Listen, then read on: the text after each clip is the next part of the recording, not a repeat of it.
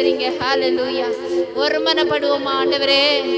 ஆண்டவரே, அந்த வானத்தின் வாசலை திறந்து ஆண்டவரே, ஆண்டவரே அப்பா, இந்த நாளிலே ஆண்டவரே ஹல்லேலூயா வானத்தை திறந்து ஆண்டவரே எங்களுக்காக ஆண்டவரே இந்த நாளை இறங்கி வாங்க ராஜா. எங்களுடைய ஜெபங்கள் கேட்கப்படட்டும் ஆண்டவரே. ஹல்லேலூயா. எல்லா ஸ்தோத்திரம் சொல்லுங்க, நல்ல ஸ்தோத்திரம் சொல்லுங்க, ஸ்தோத்திரம் சொல்லுங்க. ஹல்லேலூயா. நல்ல ஸ்தோத்திரம் சொல்லுவோம். ஸ்தோத்திரம் துதிங்க, துதிங்க, துதிங்க. கர்த்தரை துதிங்க, கர்த்தரை துதிப்போமா. ஹல்லேலூயா. ஸ்தோத்திரம் ஆண்டவரே, ஸ்தோத்திரம் ஆண்டவரே, ஸ்தோத்திரம் ஆண்டவரே, ஸ்தோத்திரம் ஆண்டவரே. ஹல்லேலூயா, ஹல்லேலூயா, ஹல்லேலூயா, ஹல்லேலூயா, ஹல்லேலூயா. எங்கள் அன்பாய் அருமையா நேசிக்கிற கர்த்தாவே, ஆசீர்வதிக்கப்பட்டதான இந்த நேரத்துக்காக ஜெபிக்கிறேன் ஆண்டவரே. இந்த நாளிலே ஆவியானவர்கள் ஆராதனை நீர் ஏற்றுக்கொள்ளணும் ஆண்டவரே. இந்த ஆராதனையை ஆசீர்வதிக்கணும். வர வேண்டிய பிள்ளைகளை கர்த்தர் கொண்டு வந்து சேரும் ஆண்டவரே. ஆரம்பத்திலிருந்து முடிவரை தேவனுடைய பிரசன்னத்தை மட்டும் இந்த இடத்துல உணர உதவி செய்யும் ஆண்டவரே. நல்ல ஆராதனை, பாடல்கள், நல்ல செய்தி கர்த்தர் எங்களுக்கு தரும்படியாக உமக்கு ஸ்தோத்திரம். ஒவ்வொருவர் மேலையும் இந்த கரத்தை வைக்கும்படியாக உமக்கு நன்றி. இயேசு கிறிஸ்துவின் நாமத்தில் ஜெபிக்கிறேன் நல்ல பிதாவே, ஆமென். ஹல்லேலூயா.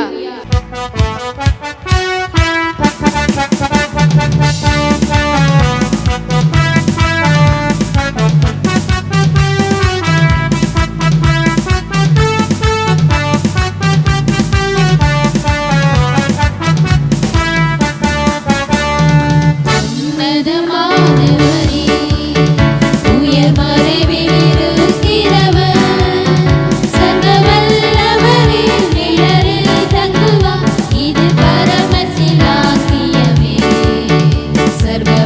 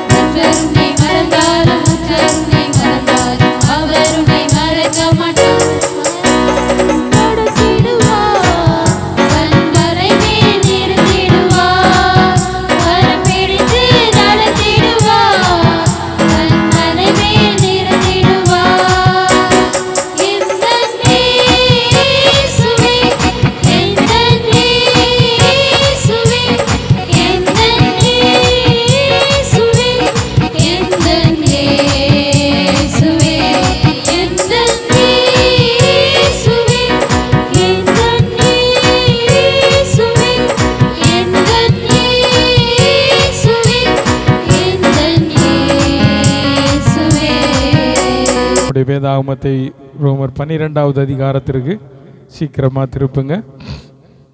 ரோமர் 12ஆம் அதிகாரம். ஏற்கனவே 2 வாரம் சில காரியங்களை உங்களோடு கூட பகிர்ந்து கொள்ள ஆண்டவர் உதவி செய்தார். இதனால் 11ஆம் வசனத்தை வாசிக்கலாம். 12:11.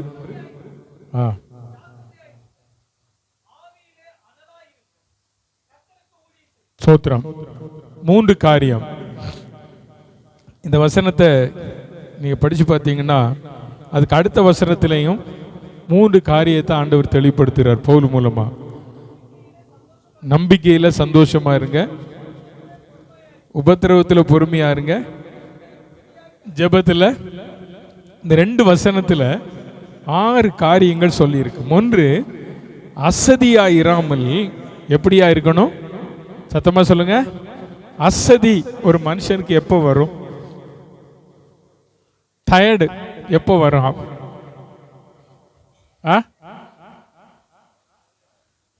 உங்களுக்கெல்லாம் டயர்டு வராதோ? ரொம்ப வேலை செஞ்சா அப்படிதானே?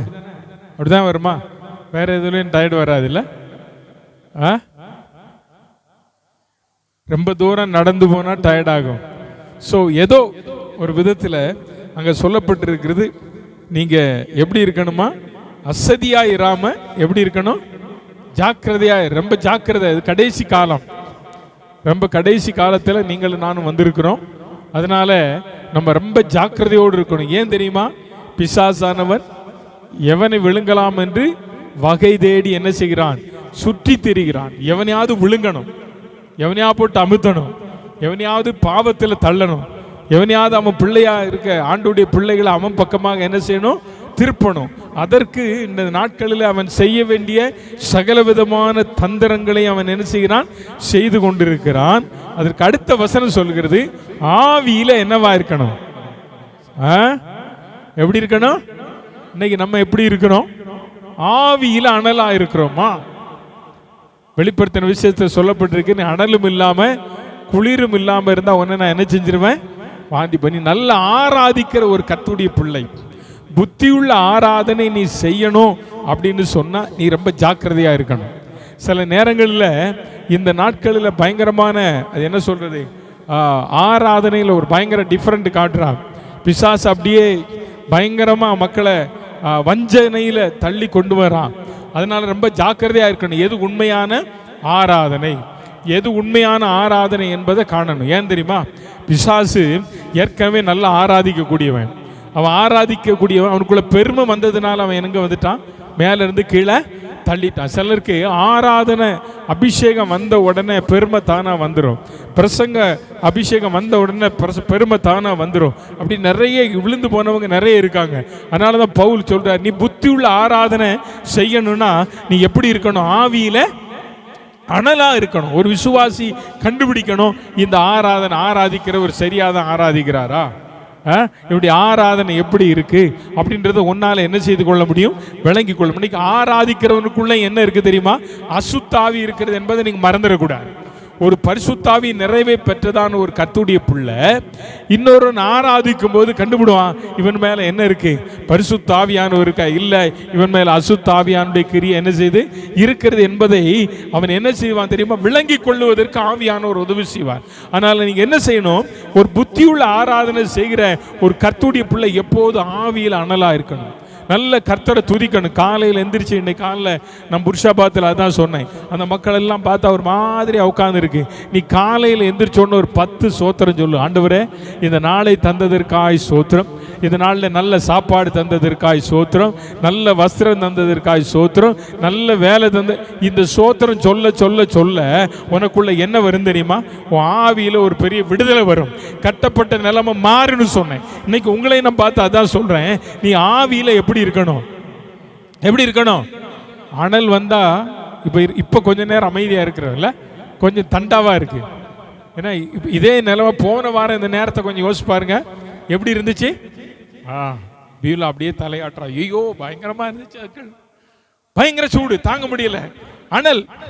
நான் கேட்கிறேன், இந்த உலக பிரகாரமா இந்த அக்கினி நம்மளை தாக்கும் போது நம்ம சரீரம் எப்படி தாங்க முடியலையோ, அதே போல பரிசுத்த ஆவியை நான் நிறைவே நீ பெற்ற உடனே ஒரு சரீரம் தாங்காததுனால தான் நீ என்ன செய்யற தெரியுமா? நல்ல குதிச்சு குதிச்சு ஆடி பாடி கர்த்தரை ஆராதிக்கிற. அல்லேலூயா.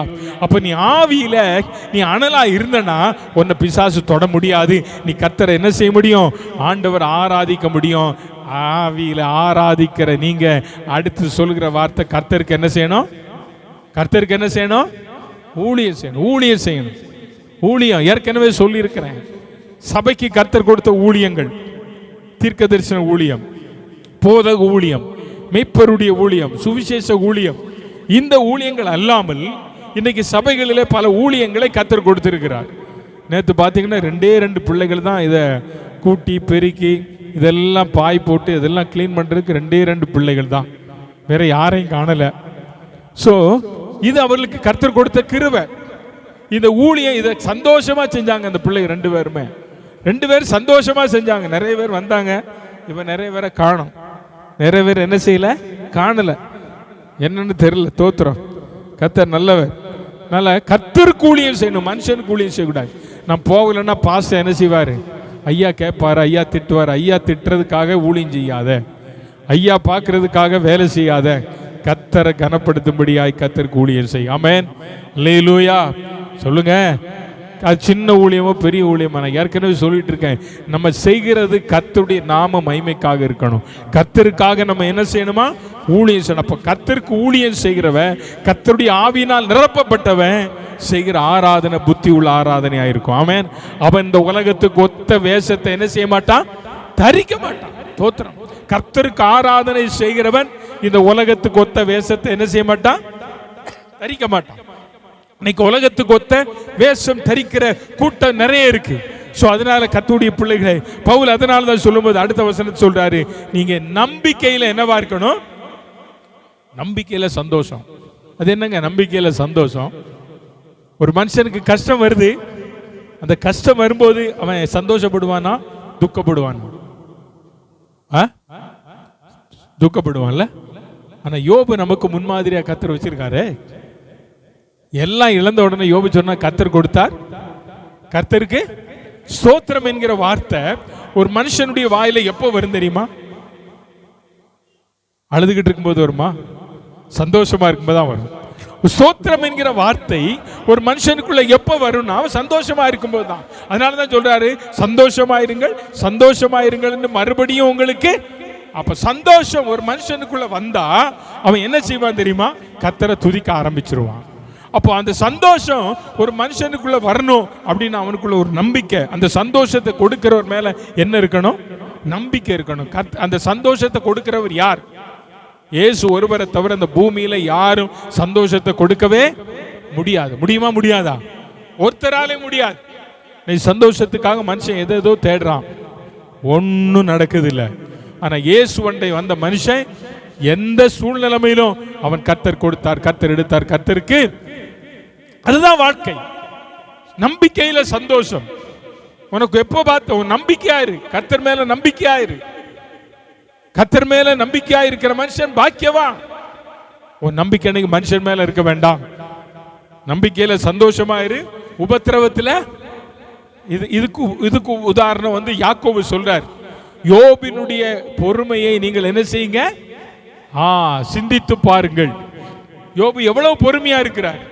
மனைவி சொல்லுது, ஏயா வாழ்ற நீ, இந்த ஆண்டவர் ஆராதிச்சு என்ன பிரயோஜனம், ஜீவனை விட்டுரு, அவரை தூஷித்துரு. அவர் சொன்னார், பைத்தியக்காரி மாதிரி பேசாத, கர்த்தரிடத்தில் நன்மை பெற்ற நாம் தீமையை சொல்லுங்க. கர்த்தர் கொடுத்தார், கர்த்தர் எடுத்தார். அதான் பொறுமை. எல்லாவற்றுக்கும் என்ன வேணும், பொறுமை. பொறுமை கடலிலும், கடல் தான் பெருசு, ஆனா அதை விட ஒரு மனுஷனுக்கு என்ன வேணும், இன்னைக்கு பொறுமை இருக்கா நமக்குள்ள? நம்பிக்கையில பொறுமையா இரு. ஆண்டவர் செய்வார்னா செய்வார். ஆமென், அல்லேலூயா. நிறைய பேருக்கு இன்னைக்கு நம்பிக்கையும் இல்லை, பொறுமையும் இல்லை. இந்த நம்பிக்கை இல்லாம பொறுமை இல்லாம நாம சுயத்தின்படி எந்த ஒரு காரியத்தை செய்தாலும் அந்த காரியத்தில் ஃபெயிலியர் தான் நடக்கும். நம்ம நம்பிக்கையில பொறுமையா இருந்து ஆண்டவர் சரியான வழியை காட்டும் போது நாம் அந்த வழியிலே முன்னேறி செல்ல ஆண்டவர் கிருபை தருவார். அப்படி கிருபை தருகிற கர்த்தர் நமக்கு செய்ய வேண்டிய காரியத்தையும் சரியான நேரத்தில் செய்வார். எல்லாவற்றுக்கும் என்ன வேணும், பொறுமை வேணும். ஆபிரகாம் ஆண்டவர் சொன்னார், கொஞ்சம் பொறுமை தவறிட்டார். அதனாலதான் இன்னைக்கு வர நமக்கு என்னவா இருக்கு, தலைவலியா இருக்கு. வாழ்க்கையில நம்பிக்கையில பொறுமை. ஜெபத்துல எப்படி இருக்கணுமா, ஜெபத்துல எப்படி இருக்கணும், உறுதி. தோத்திரம். அந்நாள் ஜெபம் பண்ணால ஏலி தாத்தா வந்து, ஏலி அவர் வந்து அவள் பேசுறார், நீ என்ன குடிகாரி மாதிரி பைத்தியக்காரி மாதிரி பேசு, புலம்பிக்கிட்டே இருக்க. ஆனா அந்த அம்மா எதுல உறுதியா இருந்தாங்க, எதுல, ஜெபத்துல உறுதியா இருந்தாங்க. அந்த அம்மாவுடைய உறுதி எதுல இருந்துச்சு, என்ன உறுதி, இங்க கவனிங்க, என்ன உறுதிங்க அந்த அம்மாளுக்குள்ள இருந்தது, என்ன உறுதி, எனக்கு ஒரு ஆண் குழந்தையை கொடுத்தார். எனக்கு ஒரு குழந்தையை கொடுத்தா இல்ல, எனக்கு ஒரு ஆண் குழந்தையை கொடுத்தாள். அதுதான் உறுதி. அந்த அம்மாவுடைய உறுதிப்பாடு அதுல தான் இருந்தது. எனக்கு ஒரு குழந்தையை தந்தான்னு மட்டும் இல்லை. அப்ப அன்னைக்கு நினைச்சிருந்தா ஆண்டவர் பெண் குழந்தை கொடுத்துருப்பார்ல. இந்த அம்மா உறுதியா கேட்கிறாங்க, எனக்கு என்னதான் வேணும், என்னதான் வேணும். அதுதான் சொல்லப்பட்டிருக்கிறது, விசுவாசம் உள்ளவனாகி ஜெபத்தில் எவைகளை கேட்கிறீர்களோ அவைகளை. அப்போ விசுவாசம் நமக்குள்ள வரணும். நம்ம ஜெபிப்பதற்கு முன்பதாக இதுதான் வேணும்னு ஆண்டவர்கிட்ட கேட்கணும். அல்லேலூயா, அல்லேலூயா. அப்ப ஜெபத்துல தரித்திரு. எந்த ஒரு காரியத்தையும் ஆண்டவர் சமூகத்தில் ஜெபிக்கும் போது அதை விட்டு மாறிடாது. அவங்களுக்கு அதை செஞ்சிட்டாரு, எனக்கு இதை செய்யலையே, அதனால அவங்கள மாதிரி நானும் போயிடுறான். நோ, உனக்குன்னு ஆண்டவர் வச்சிருக்கிறத ஒன்னு அல்லாம இன்னொருவருக்கு ஆண்டவர் கொடுக்க மாட்டார். ஆமென், அல்லேலூயா. உனக்கென்று தேவன் வைத்திருக்கிற ஆசீர்வாதம், உனக்கென்று தேவன் வைத்திருக்கிற நன்மை, உனக்கென்று தேவன் வைத்திருக்கிற பொக்கிஷம், அது உனக்கே அல்லாமல் இன்னொருவனுக்கு ஆண்டவர் கொடுக்க மாட்டார். அதுதான் எனக்கு என்கிற நம்பிக்கை உனக்குள்ள வரணும். அது எனக்கு கிடைக்கும் வரும் வரையிலும் நான் எப்படிதான் இருப்பேன்? எப்படி இருப்பேன்? பொறுமையா இருக்கேன். தேவ சமூகத்தில் பொறுமை. இன்னைக்கு அநேக கிறிஸ்தவருடைய வாழ்க்கையில பொறுமை இழந்துடுறோம். சில நேரங்கள்ல சில நேரத்தில் வீடுகள்ல நடக்குதுங்க. கணவன் மனைவிக்குள்ள அப்படிதான் நடக்கு. பொறுமை இழந்துடுறோம். வார்த்தைகள் சில நேரங்களில் தவறான வார்த்தைகளை, அவிசுவாசமான வார்த்தைகளை பேசிடுறோம். அம்மா நல்ல விசுவாசத்தில் இருக்கும்போது ஐயா அவிசுவாசமான வார்த்தையை பேசுறார். ஐயா விசுவாசமான வார்த்தையை பேசும்போது அம்மா அவிசுவாசமான வார்த்தை. இது ரெண்டும் கலந்து ஒண்ணு நடவாம போயிருது, ஒண்ணு நடக்காம போயிருது. இதுதான் உண்மை. ஆனா ஆண்டவர் நமக்காய் வைத்திருக்கிறத வேற யாருக்கும் கொடுக்க மாட்டார். ஆனா நான் ஒண்ணு சொல்றேன், உங்க வாழ்க்கையில நீங்க ஜெபித்து கொண்டிருக்கிற காரியத்தை விட்டுறாதங்க. ஒரு நாள் வரும், ஒரு நாள் வரும். பிரசங்கி சொல்றார், 3 அதிகாரம், பிரசங்கி 3 அதிகாரம் 1 வசனம் நினைக்கிறேன். பிரசங்கி 3 அதிகாரம் 1 வசனத்தை வாசிங்க. ஒவ்வொன்றுக்கும் ஒவ்வொன்றுக்கும் ஒவ்வொரு காலம் உண்டு. சோத்திரம் படிக்குமா? ஒவ்வொரு காலம் உண்டு, ஒவ்வொரு நேரம் உண்டு. இப்ப அதே பிரசங்கி 11 அதிகாரம் 1 வசனத்தில் சொல்றாரு, உன் ஆகாரத்தை தண்ணீரின் மேல் போடு அநேக நாட்களுக்கு பின்பு. அப்ப அதுக்கு ஒரு காலம் இருக்குங்க. உன் ஆகாரத்தை தண்ணி மேல போடுறது ஒரு காலம். ஆனா அநேக நாட்களுக்கு பின்பு அது பலன் கிடைக்கும், அது ஒரு காலம். அப்ப ஆண்டவர் நமக்கு சொல்லப்பட்டிருக்கிற வாக்கு தத்தங்கள் ஒரு காலம், ஆனால் அது நிறைவேறுவதற்கு ஒரு காலத்தை ஆண்டவர் வைத்திருக்கிறார். ஆமென், சொல்லுங்க அல்லேலூயா. ஆண்டவர் நமக்கு சொல்லப்பட்டிருக்கிற வாக்கு தத்தங்கள் எல்லாம் சொன்னது ஒரு காலம், அது நிறைவேற்ற போகிறது இன்னொரு காலம். அந்த காலம் வரும் வரையிலும் ஒரு கர்த்தருடைய பிள்ளை, ஒரு விசுவாசி எப்படி இருக்கணும்? விசுவாசத்துல உறுதியா இருக்கணும். ஜெபத்தில் எப்படி இருக்கணும்? தரித்து இருக்கணும். பொறுமையா இருக்கணும், பொறுமையா இருக்கணும்.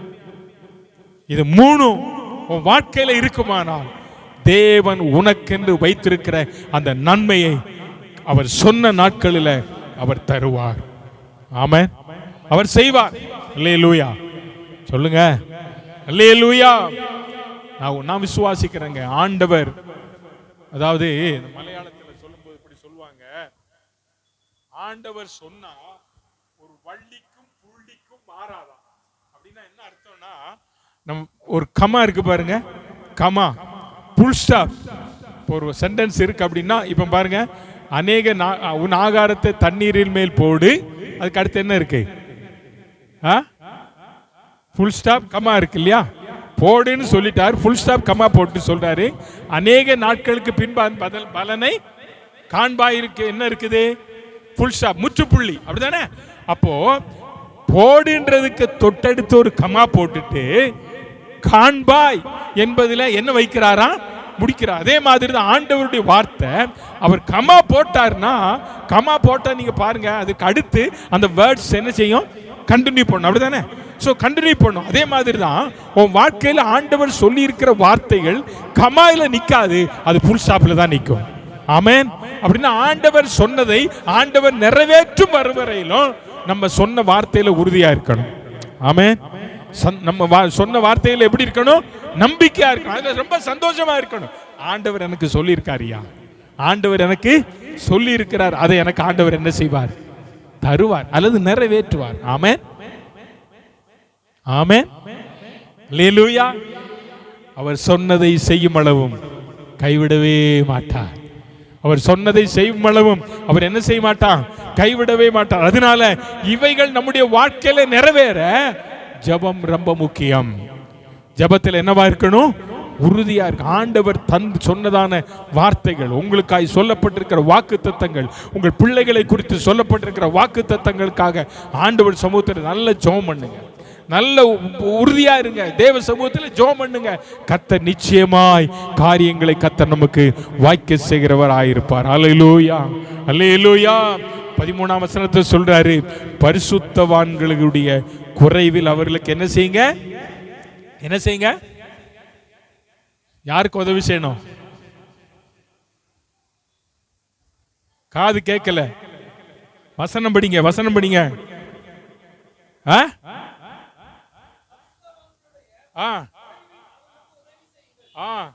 அந்நியரை உபசரிக்க 2 காரியத்தை அடுத்து சொல்றார்.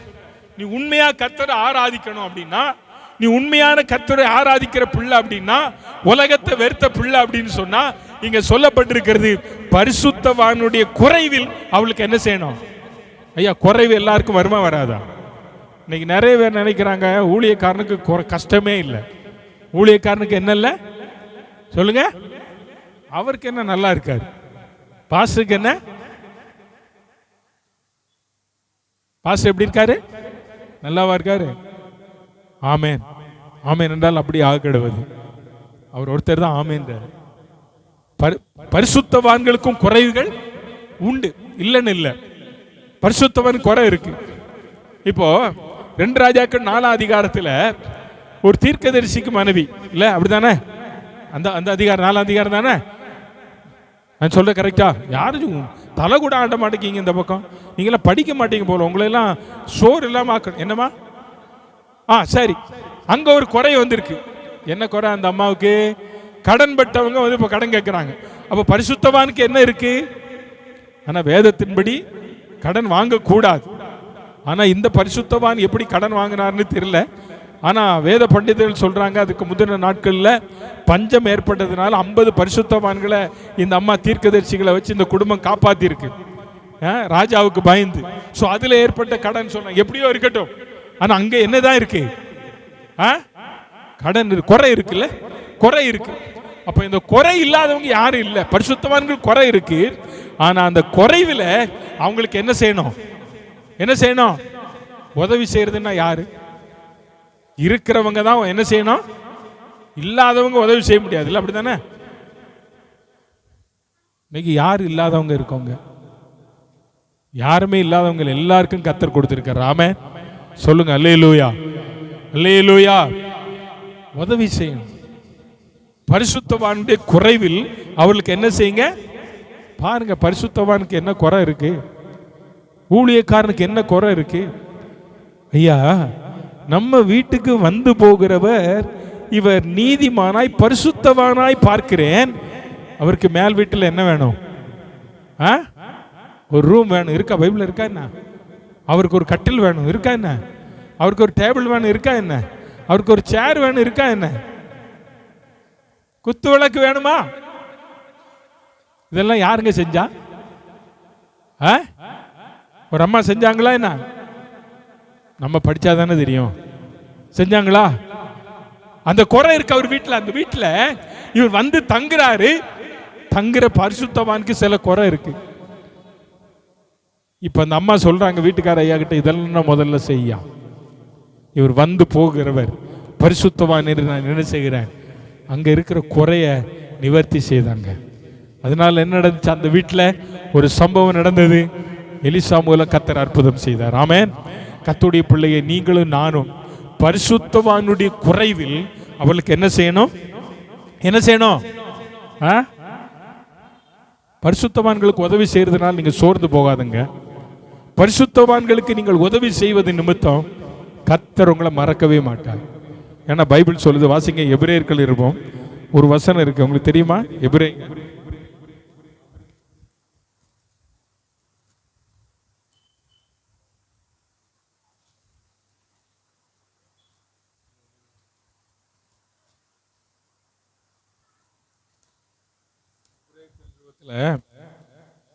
பரிசுத்தவான்களுக்கு உதவி செய்வதவர் மறக்க அவர் அநீதி உள்ள தேவன் அல்லவே. அப்படி எபிரேயர்ல தானே, எபிரேயர்ல ஒரு வசனம் இருக்கு, தோத்திரம் 6:10 படிங்க. ரைட் ரைட் கரெக்ட், கண்டுபிடிச்சது யாரு?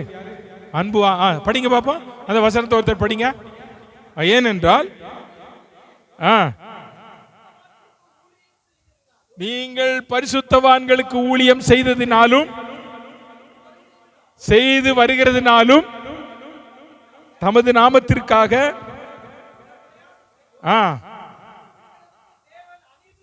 ஐயா, நம்ம ஆண்டவர் எப்படிப்பட்டவர் இல்ல சொல்லுங்க? நீ பட்ட பிரயாசத்தை அவர் மறக்க மாட்டார். ஆமென், அல்லேலூயா.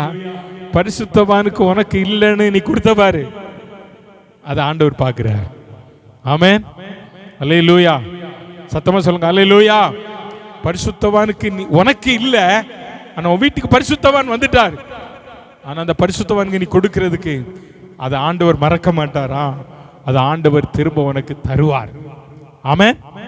அப்படின்னா பரிசுத்தவானுக்காக நீ படுகிற பிரயாசம், பரிசுத்தவானோடு கூட நீ செய்கிறதான உதவி, பரிசுத்தவானின் குடும்பத்திற்கு, ஊழியக்கார குடும்பத்திற்கு நீ பாராட்டுகிற அன்பு, பிரயாசம் எல்லாவற்றையும் ஆண்டவர் மறக்க மாட்டார். அது உனக்கு மட்டுமல்ல, உன் சந்ததிக்கும் உன் சந்தானங்களுக்கும் கர்த்தர் அதை திரும்ப தருவார். ஆமென், அல்லேலூயா. அதனால பரிசுத்தவான்களுக்கு உதவி செய்யுங்கள். அதனாலதான் ஆண்டவருடைய கிருபையினால இந்த போன டிசம்பர் மாசம் நம்ம ஒரு 25 ஊழியக்காரங்களுக்கு உதவி செய்ய ஆண்டவர் உதவி செஞ்சார். அப்படிதானே? பரிசுத்தவானுடைய குறைவுகள் நமக்கு தெரியல. பரிசுத்தவான்கள் ஐயோ இவ்வளவு இருக்காங்களா, தேவையோடு தானே இருக்கிறாங்க அப்படின்னு நம்ம போக போக தான் நமக்கு பார்க்கும்போது தான் நமக்கு என்ன செய்யுது தெரியுது. நம்ம இங்கே இருக்கிறோம், காட்டு பகுதியில் இருக்கிறவங்களுக்கு தெரியல எவ்வளவு கஷ்டத்தில் இருக்காங்கன்னு தெரியல. அவங்களுக்கு உதவி செய்வதனால தேவன் அதற்கேற்ற பலனை நமக்கு என்ன செய்வார்? அந்நியரை உபசரிக்க என்ன செய்யுங்க? நாடுங்க. அந்நியரை உபசரிக்கணும். நம்ம வீட்டுக்கு வர்ற நம்ம சொந்தக்காரங்களை உபசரிக்கிறதே இன்னைக்கு போயிட்டு, அப்படிதானே? இன்னைக்கு அது என்ன சொல்றது, உறவு முறைகள் பரிமாற்றம் இருக்கு பார்த்தீங்களா? ஒரு 50 வருஷத்துக்கு முன்னால ஒரு சொந்தக்காரங்க நம்ம வீட்டுக்கு வர்றாங்க அப்படின்னா எவ்வளவு சந்தோஷமா இருக்கு தெரியுமா பிள்ளைகளுக்கு? ஏன் உங்களுக்கு எல்லாம் தெரியாது, அந்த அனுபவம் இல்லை.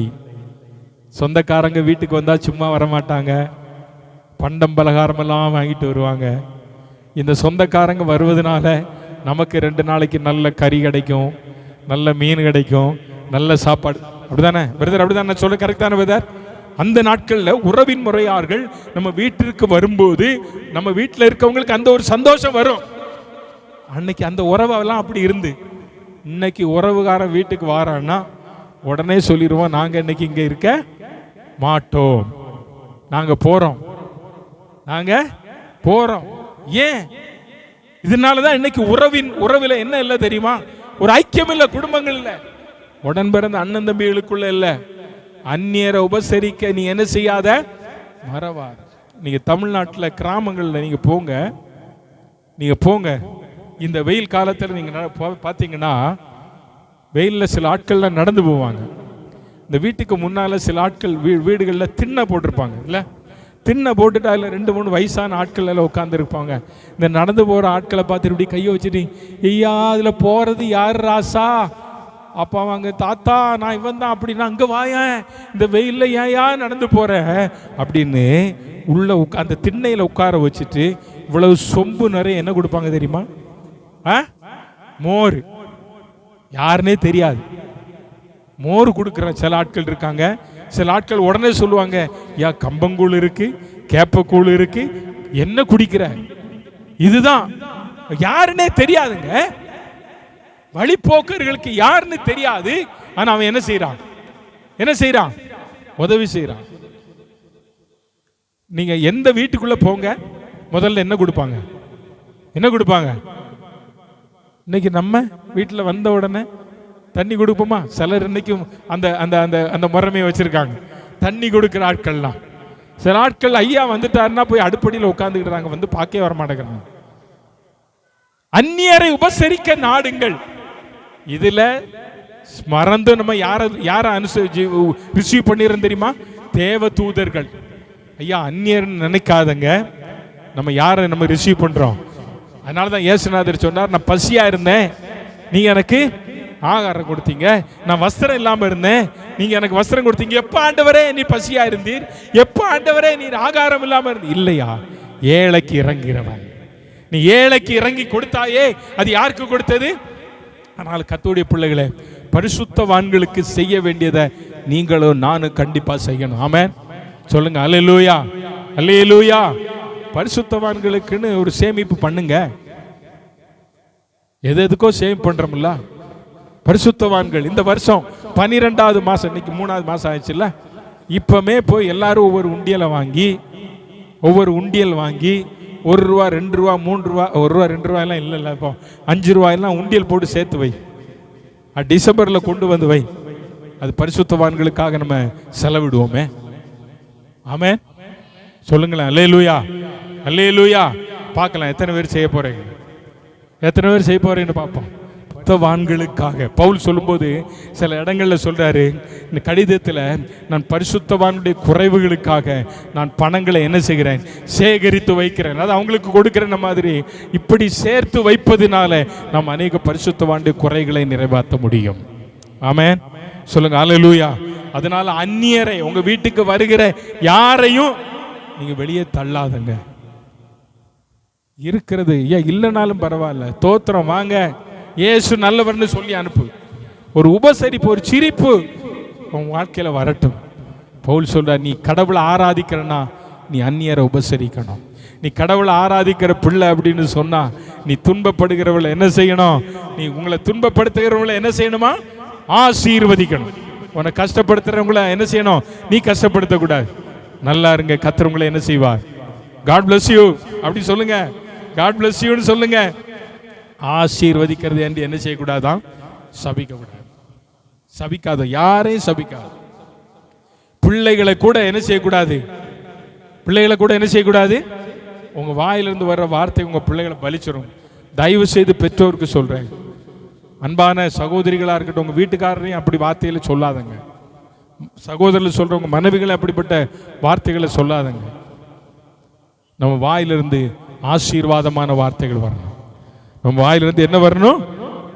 ஆசீர்வாதமான வார்த்தை வரணும். அது கீழே சொல்றாரு பவுல் சொல்றாரு, அழுகிறவர்களோட நீங்க என்ன செய்யுங்க? அழுங்க. அப்படியே சொல்றாரு, எல்லா மனுஷரோடும் சமாதானமா இருங்கன்னு சொல்லிட்டு கடைசியில சொல்றாரு, கடைசி வார்த்தை, தீமையினாலே வெல்லப்படாமல் தீமையை நன்மையினால் என்ன செய்? நன்மை. தீமை செய்யாது. ஒருவருக்கும் நாம் என்ன செய்யக்கூடாது? ஆண்டவர் தான் சொல்றாரு, இந்த கன்னத்தை காமிச்சா வலது கன்னத்தை காமிச்சா இடது கன்னத்தை காமி மகனே. உன்னை திட்டுறாங்களா, உன்னை அடிக்கிறாங்களா, உன் வீட்டுக்கு மேல வந்து உன்னை சாபம் போடுறாங்களா, கவலையே படாத, அது ஒன்றும் ஒன்றை பலிக்காது. ஆமென் சொல்லுங்க. அல்லேலூயா. சீமேயு தாவீதை தூஷித்தான், பயங்கரமா தூஷித்தான், பயங்கரமா தூஷித்தான் சீமேயு. ஆனா அந்த தாவீது கடைசி தன் மகன் கிட்ட சொன்னான், எப்பா இவன் என்ன தூஷித்தவன், என்ன கல்லெறிய வந்தவன், ஆனா ஒரு ஒரு ஒரு காரியம் சொல்றேன், நீ அவன் மேல கொஞ்சம் என்னவாயிரு, கண்ணாயிரு, கண்ணாயிரு. ஆமென். அதே தாவீதுக்கு ஒரு தேவ மனுஷன் உதவி செஞ்சான். யார் அவர்? மெத்தையை கொடுத்தார், பயரை கொடுத்தார். யார் அவர் பேரு? பர்சீலா. அவர் சொல்றார், அவன் எனக்கு உதவி செஞ்சான், அவனை மறந்துடாத, அவனை கூப்பிடு. ஐயா மறக்கல, தீமை செய்யல தாவீது. கர்த்தர் சவுலை தாவீதின் கையில கொடுத்த போது அவன் சொன்னான், தேவனால் அபிஷேகம் பண்ணப்பட்டவனுக்கு விரோதமாக நான் என்ன செய்ய மாட்டேன், என் கையை நீட்ட மாட்டேன். தீமை செய்யாத யாருக்கும் கர்த்தர் கையில ஒப்பு கொடுத்துரு. கர்த்தர் கையில என்ன செஞ்சிரு? ஒப்பு கொடுத்துரு. ஸ்லோயா. பரிசுத்தவான்களுக்கு நான் சொல்றேன், உங்களுக்கு விரோதமா, உங்க குடும்பத்துக்கு விரோதமா யாரெல்லாம் அம்பு எய்யட்டும், கல் எரியட்டும், அது ஒன்றும் உங்களை சேதப்படுத்தாது. ஏனென்றால் கர்த்தருடைய கரம் உங்கள் மேல இருக்கிறது. ஆமென், அல்லேலூயா. ஆகவே தீமை செய்கிறவருக்கு விரோதமாய் தீமை செய்யாதங்க, நன்மையே செய்வோம். ஏனென்றால் இயேசு இந்த பூமியில நன்மை செய்கிறவராகவே சுற்றி திரிந்தார். நீங்களும் நானும் நன்மை செய்து பாட அனுபவிப்போம். ஆண்டவருடைய பிள்ளைகளாக இருக்கிற நம்ம வாழ்க்கையில செய்ய வேண்டிய ஒன்று, நான் ஆண்டவருக்காக நன்மை செய்வேன். எந்த சூழ்நிலைமையிலும், எப்போ ஏற்பட்ட நிலைமை எனக்கு இருக்கோ இல்லையோ, என்னை தேடி வருகிறவர்களுக்கு நான் உதவி செய்யணும். அதுதான் எனக்கு கர்த்தர் கொடுத்திருக்க ஒரு பெரிய பாரம். என்னை தேடி யார் வந்தாலும் சரி, எனக்கு இருக்கு இல்லை அதை பற்றி நான் கவலைப்பட மாட்டேன். அவங்களுக்கு செய்யணும் என்கிற மனப்பக்குவத்தை ஆண்டவர் எனக்கு தந்திருக்கிறார். ஏனென்றால் நாம் அப்படி செய்யும்போது கர்த்தர் நமக்கு நூறத்தனி செய்கிறவர். அதனால கர்த்தருடைய பிள்ளைகளே, நாம் புத்தி உள்ள ஆராதனை செய்கிற நாம் இந்த ரோமர் 12வது அதிகாரத்தில் சொல்லப்பட்டிருக்கிற இத்தனை காரியங்களிலும் நான் எதில் குறைவுள்ளவர்களாக இருக்கிறோம்? மன்னிப்பு. அதில் ஒரு வார்த்தை இருக்கு, மன்னிக்கிற சுவாபம். அதுதான் தீமை செய்யக்கூடாது. மன்னிக்கிற ஒரு சுவாபத்தை ஆண்டவர் நமக்கு தரணும். இயேசு சிலுவையில் இருந்து கொண்டு சொன்னார், பிதாவை இவர்களுக்கு மன்னியும். அவருடைய பிள்ளைகள் நான் மன்னிக்கிற சுபாவத்தோடு கூட இந்த ரோமர் 12வது அதிகாரத்தை மறுபடியும் உங்களுடைய வீடுகளில் போய் படியுங்கள். கர்த்தர் ஆசீர்வதிப்பார். எல்லாரும் இழந்து நிற்போம், நம்ம எல்லாரும் இழந்து நிற்போம். ஹல்லேலூயா. ஆண்டவர் கிருபையாய் இந்த நாட்களில் இந்த 12வது அதிகாரத்தை தியானிப்பதற்கு ஆண்டவர் நமக்கு உதவி செய்தார். ஏராளமான சத்தியங்கள், நிறைய காரியங்களை இந்த பவுல் இந்த 12வது அதிகாரத்தில் நமக்கு சொல்லி தந்தார். ஆண்டவருடைய பிள்ளைகளை நம்ம வாழ்க்கையில நாம் கற்றுக்கொண்டதில் நாம் நிலைத்திருக்க கர்த்தர் நமக்கு உதவி செய்வாராக. அன்றியும் சகோதரரே, அன்றியும் சகோதரரே, அப்படிதான் பவுல் ஆரம்பிக்கிறார். அன்றியும் சகோதரரே என்று ஆரம்பிக்கிறார். உங்கள் சரீரங்களை பரிசுத்தமும் தேவனுக்கு பிரியமான ஜீவ பலியாக ஒப்பு கொடுக்க வேண்டும் என்று தேவனுடைய இரக்கங்களை முன்னிட்டு வேண்டிக் கொள்கிறேன். இதுவே நீங்கள் செய்ய புத்தியுள்ள ஆராதனை. தேவ கிருபை வரங்களும் அவர் அழைத்த அழைப்பும் மாறாதவைகள். அவருடைய கிருபை வரங்கள் சகலமும் அவராலும் அவர் மூலமாகவும் உண்டாயிற்று. எல்லா மகிமையும் அவருக்கே உண்டாவதாக என்று 11 முடித்து 12வது அதிகாரத்தில் அப்படி இருக்க சகோதரே என்று ஆரம்பித்ததான பவுல் நம்மை குறித்து நிறைய காரியங்களை சொல்கிறார். நீ புத்தியுள்ள ஆராதனை செய்யணும்னா உனக்குள்ள பொறுமை வேணும், உனக்குள்ள உதவி செய்கிற மனப்பான்மை வேணும், மன்னிக்கிற சுபாவம் வேணும். பவுல் சொல்றார், நீ உலகத்தோடு ஒத்து வேஷம் தரிக்க கூடாது. இப்படி எல்லாம் இருந்துன்னு சொன்னா நீ செய்கிற ஆராதனை புத்தி உள்ள ஆராதனையா இருக்குமே. இந்த நாளில் கர்த்தரை ஆராதிக்க ஆண்டவர் நமக்கு தந்த எல்லா நன்மைகளுக்காக எல்லா வலது கரத்தை உயர்த்தி நல்ல கர்த்தரை ஸ்தோத்திரம் பண்ணுவோமா? எல்லாரும் ஹல்லேலூயா, ஹல்லேலூயா. தேவனே உமக்கு நன்றி ஆண்டவரே. ஹல்லேலூயா, ஹல்லேலூயா, ஹல்லேலூயா, ஹல்லேலூயா. கிருபை கிருபை கிருபை கிருபை கிருபை கிருபை ஆண்டவரே. உம்முடைய கிருபைக்காக நன்றி ஆண்டவரே, உம்முடைய கிருபைக்காக நன்றி ஆண்டவரே. இந்த ரோமர் 12வது அதிகாரம் எங்களுடைய வாழ்க்கையில ஒரு பெரிய திருப்புமுனை உண்டாகட்டும் ஆண்டவரே. நாங்கள் இன்னும் அதிகமாக அதை கற்றுக்கொள்ள படிக்க ஆண்டவர் எங்களுக்கு உதவி செய்வீராக. ஹல்லேலூயா, ஹல்லேலூயா, ஹல்லேலூயா. நன்றி ஆண்டவரே, நன்றி ஆண்டவரே, நன்றி ஆண்டவரே, நன்றி ஆண்டவரே, நன்றி ஆண்டவரே, நன்றி ஆண்டவரே, நன்றி ஆண்டவரே. தம் கிருபை பெரிதல்லோ என் ஜீவனிலும் அதே இம்மட்டும் காத்ததுவே இன்னும் தேவை கிருபை தாருமே, இன்னும் தேவை கிருபை தாருமே. தம் கிருபை பெரிதல்லோ என் ஜீவனிலும் அதே இம்மட்டும் காத்ததுவே இன்னும் தேவை கிருபை தாருமே, இன்னும் தேவை கிருபை தாருமே. நிர்மூலமாகாததும் நிற்பதுமோ கிருபை,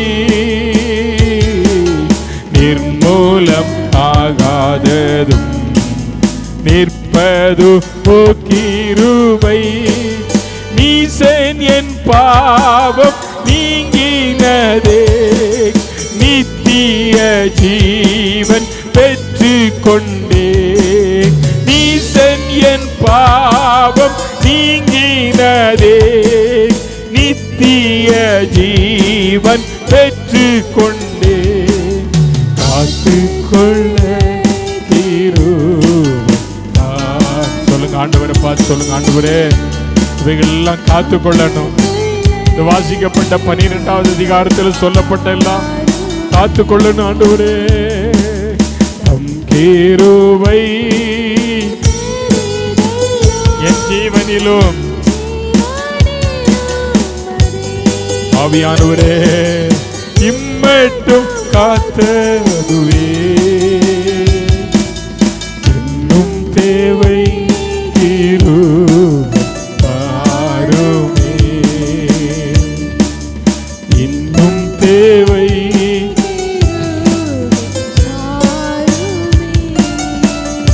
நல்ல பிதாவே, கிருபையுள்ள ஆண்டவரே, இந்த நல்ல நாளுக்காக நாங்கள் நன்றியோடு துதிக்கிறோம். ரோமர் 12வது அதிகாரத்தை கடந்த சில நாட்களாய் தியானிக்க தேவனுக்கு தந்த எல்லா நன்மைகளுக்காக கிருபைகளுக்காய் கொடான கூடி ஸ்தோத்திரம் ஆண்டவரே. நாங்களும் ஆராதிக்கிற புத்தியுள்ள ஆராதனையில் இவைகளெல்லாம் நாங்கள் கடைபிடிக்கத்தக்கதாக ஆண்டவர் எங்களுக்கு உதவி செய்யும். இந்த ஆராதனையில் கலந்து கொண்ட சிறியோர் பெரியோர் ஒவ்வொருவரையும் கருத்தில் ஒப்புக் கொடுக்கிறேன். ஒவ்வொருவரையும் கர்த்தர் ஆசீர்வதியும். ஆண்டவரே, அருமையான பிள்ளைகள் படிக்கிற எக்ஸாம் எழுதுகிற பிள்ளைகளுக்காக ஜெபம் பண்ணுகிறோம். ஆண்டவருடைய பாதுகாப்பு பிள்ளைகளோடு கூட இருக்கட்டும். நல்ல எக்ஸாம் எழுதி எங்கள் பிள்ளைகள் எல்லாம் இந்த ஆண்டில் வெற்றியை காண கர்த்தர் உதவி செய்யும். வேலை செய்கிற பிள்ளைகளுடைய வேலை ஸ்தலங்களில் ஆண்டவருடைய கிருபை இருக்கட்டும். தொழில் செய்கிற பிள்ளைகளுடைய தொழிலை கர்த்தர் ஆசீர்வதி ஆண்டவரே. இந்த வாரம் பிறந்த நாள் திருமண நாளை கொண்டாடுகிற எல்லா பிள்ளைகளுக்காக ஜெபம் பண்ணுகிற கர்த்தர் ஆசீர்வதி. இந்த நாள் எங்கள் மத்தியில் வந்த அருமையான ஆண்டவரே சாமிநாதனுக்காக ஜெபம் பண்ணுகிறோம். அவரையும் அவருடைய ஊழியங்களையும் கர்த்தர் ஆசீர்வதியும். ஆண்டவர் எங்களுக்கு தந்திருக்க நல்ல அன்புக்காக நன்றி. கடந்த ஊரம் கூட வாரும் இயேசுவின் நாமத்தில் ஜெபிக்கிறோம் பிதாவே. என் ஆத்துமாவே கர்த்தரை ஸ்தோத்திரி, என் முழு உள்ளமே பரிசுத்த நாமத்தை ஸ்தோத்திரி. என் ஆத்துமாவே அவர் செய்த சகல உபகாரங்களையும் மறவாதே. நம்முடைய கர்த்தராகிய இயேசு கிறிஸ்துவின் கிருபையும் பிதாவாகிய தேவனுடைய அன்பும் பரிசுத்த ஆவி நீக்கும் சமாதானமும் காவலும் இன்று பெற்றும் கர்த்தருடைய வருகை மட்டும் இருப்பதாக. அல்லேலூயா, அல்லேலூயா. கர்த்தர் உங்களை ஒருவரையும் ஆசீர்வதிப்பாராக.